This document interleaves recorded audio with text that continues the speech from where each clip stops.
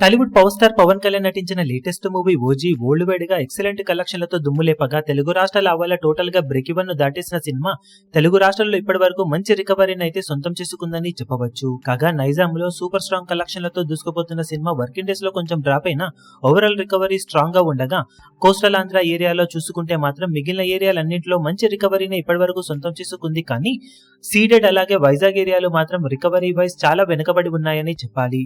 Ceded ఏరియాలో మొత్తం మీద సినిమాకు 22 కోట్లకు పైగా బిజినెస్ జరగగా ఇప్పటి వరకు సాధించిన కలెక్షన్లతో సినిమా అక్కడ 12.8 కోట్ల రేంజ్ కు అటు ఇటుగా షేర్ ను మాత్రమే సొంతం చేసుకోగలిగింది.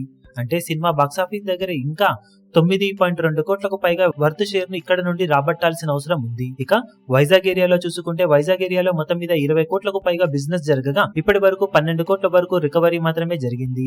దాంతో మరో 8 కోట్లకు పైగా వర్త్ షేర్ ను సినిమా వైజాగ్ ఏరియాలో సొంతం చేసుకోవాల్సిన అవసరం ఉంది. మిగిలిన ఏరియాలతో పోల్చితే సీడెడ్ అలాగే వైజాగ్ ఏరియాలో చాలా కీలకమైన ఏరియాస్ గా చెప్పుకోవచ్చు.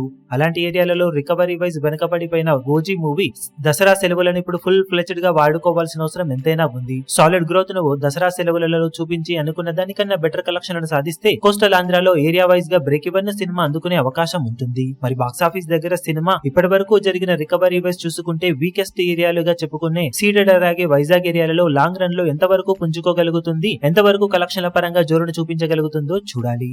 ఈ వీడియో మీకు నచ్చినట్లయితే లైక్ చేయండి, షేర్ చేయండి, ఛానల్ ను సబ్స్క్రైబ్ చేయడం మాత్రం మరవకండి. ఏ చిన్న అప్డేట్ ను మిస్ అవ్వకూడదు అనుకుంటే బెల్ ఐకాన్ ను ప్రెస్ చేయండి.